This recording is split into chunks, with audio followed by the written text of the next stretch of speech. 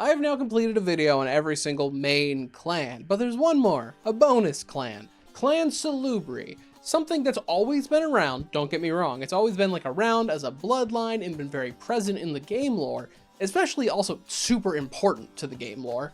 However, it's only with Vampire 5th edition that it's like a full-blown clan, now on the same footing as like everyone else. Actually, I wanted to make a Salubri video beforehand, but that video turned into the Saulot video, which, by the way, a little bit of homework, sorry. Saulot is like super integral to the vampire lore. He's also a victim to a lot of retcons, and there's a lot of concepts that float around with him. And like a lot of antediluvians, he's super tied to the clan. So I'm not gonna go as in depth as this entire video. I recommend watching it. Now, Clan Salubri was one of the original groups that were around in the first city of Enoch, because Saulot was an antediluvian. It is claimed that Saulot was Cain's favorite, so that's the third, alongside Toreador and Ventru. So I don't know who you want to believe. A lot of the stories paint Saulot as a really cool guy. Everyone loved him, he was the nicest boy around. Some of that's true, some of that. But there was one element of Saulot that does carry through. His idea of enlightenment. Saulot didn't like vampirism, or just all of the baggage that came with it. Especially all of his brothers and sisters around being full-on monsters. So he decided to go to Asia to reach enlightenment. Much like many big tech CEOs, he returned from this vision trip, saying he actually achieved enlightenment. But unlike those CEOs, he returned, actually succeeding probably at reaching enlightenment, proven by a third eye instead of getting his brain melted by ayahuasca. He certainly claims that he reached enlightenment, and there's some evidence, but a lot of the other parts of this vampiric enlightenment, Golconda if you will, claim that you don't need blood anymore, you can walk around in the sun, you can do a whole lot of things. No one has seen Saulot do that, but he certainly says it. And after this point, as Saulot did more embraces, he made more childer, all the other Salubri started getting third eyes on their forehead. So they're taking something. But it is from here that the main groundwork of the clan was set. There are 3 splits that Saulot did to the clan. Originally 2, but a third one was added. Okay, so this is gonna be... I said that Salubri were victim to a lot of retcons and changes. Strap in. So this all depends on which edition you're going with, because there are 3 groups. There's the healers, there are the warriors, and the watchers. Healers and warriors are honestly really simple. Exactly what it sounds like on the tin. The healers can heal, they have powers to do so. Warriors, they're kitted out to murder, it's pretty great. They're led by a dude named Samael, not his real name. He picked a cool angel name, which is something all the other warriors do. When you get cool enough, you pick an angelic name. And then there's the watchers. The watchers were added in 20th anniversary version of the Dark Ages game. So the watchers sound really sick, but really all they are a secret bloodline that's just illegitimate children over in Asia. Because while he was out there hanging out with the Kuei-jin, Saulot made more vampires and made them the Watchers, and they kind of never talked about them. And the Watchers are a secret bloodline that watch from the shadows and make sure no one is able to strike out against Kindred society, wipe them out whole cloth, giving them no chance at redemption. But the way they do this, so normally the Salubri have aspects, vampiric extra senses and sight, or fortitude, they have that. Then they get a third special discipline. It's known as Valeran. In the Dark Ages game, Valeran is a discipline tree that has 2 paths. You can pick the healer path or the warrior path. Alright, pretty sick, it lets you do some special abilities. But wait, if you're in mainline Vampire the Masquerade game, you actually have 2 separate disciplines. Valeran and Oba, I wanted to say Opeth, it's not Opeth. Like Oba? I don't know. That is your split. But if you're playing V20th Anniversary Edition, now you get to add the Watcher's power back in, all under the single banner of Valen. And if you're playing Vampire 5, it's now an amalgam power between Aspects and Fortitude.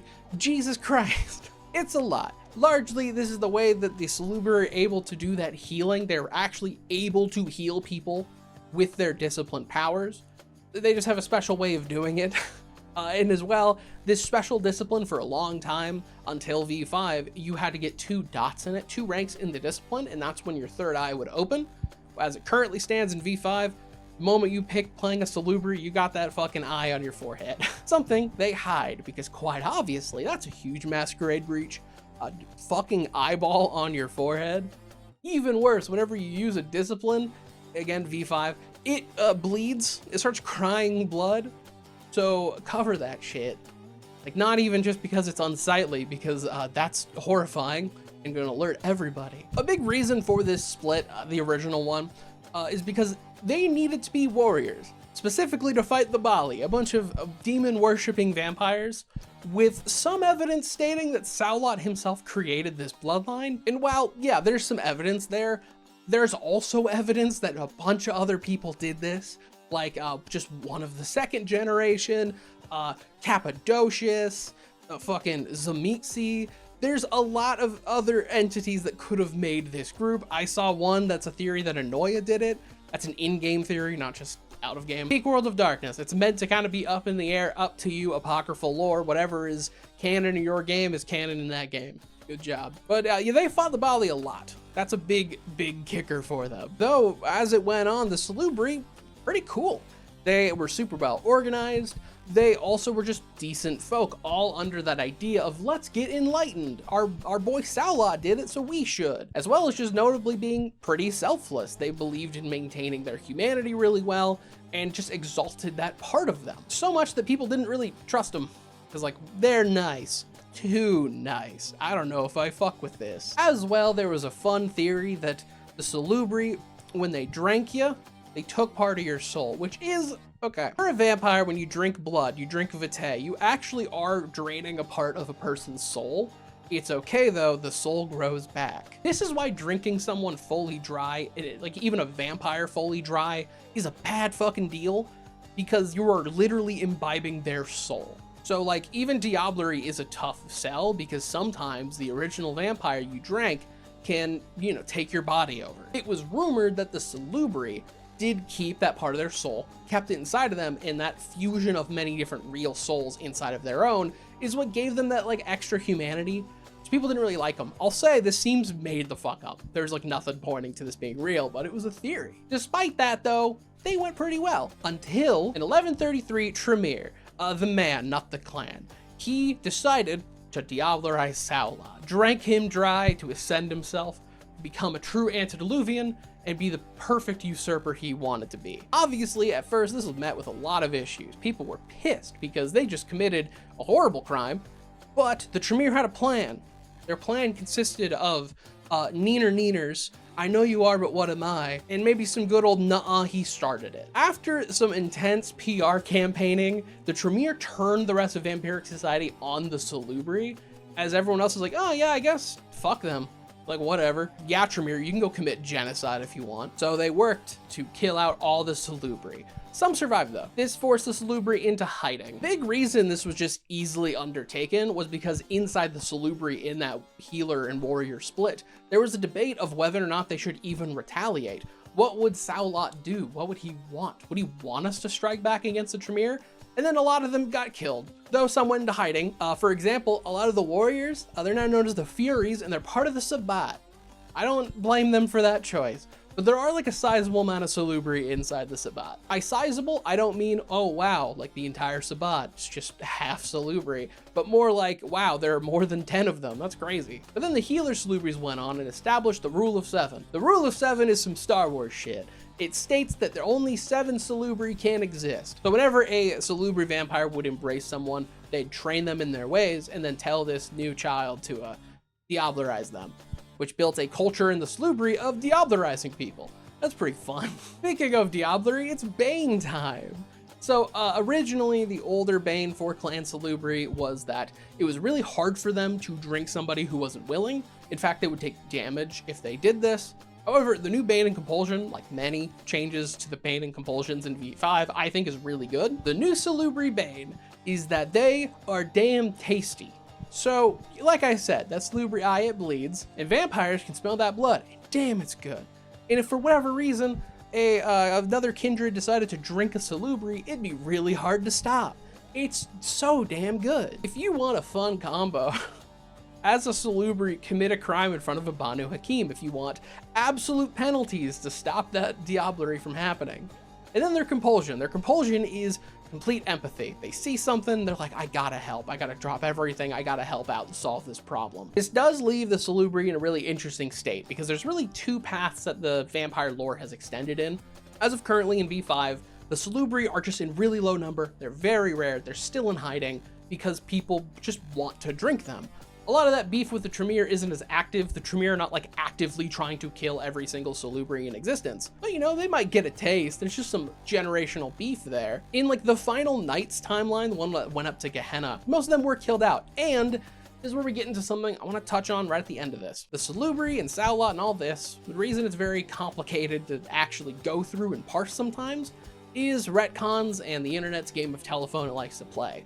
The same one that has painted Saulot as a perfect boy, the best of the best, everyone loves him. Originally, Saulot was that, but as like humanity and Golconda, I have a whole video on this, by the way, as like those concepts changed throughout editions, so did Saulot.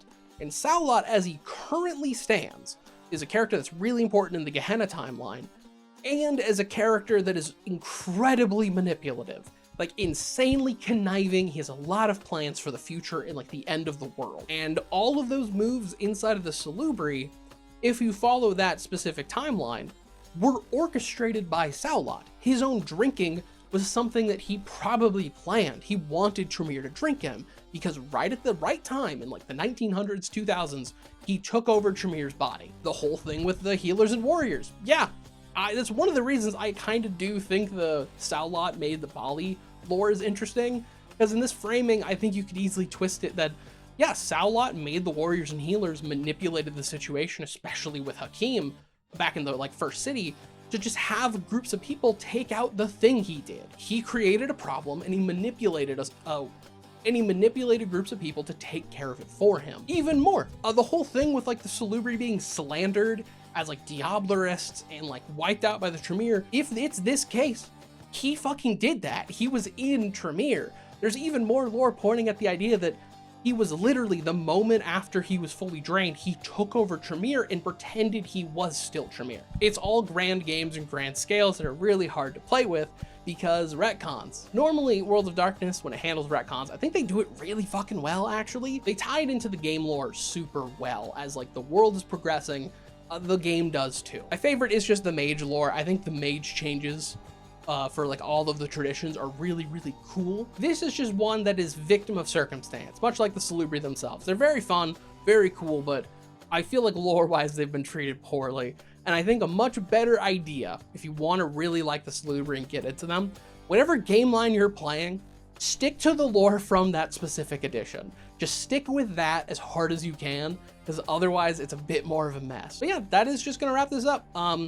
Honestly, I'll say, expect something fun in like a week, at most a week. Then I'm taking off for the holidays. I want to give a huge shout out to my channel members who make all these videos possible. I'm greatly appreciative. And a huge, huge, huge shout out to my top tier channel members, that being LuckyFinds23, Porkchomp, and Czar Shadow.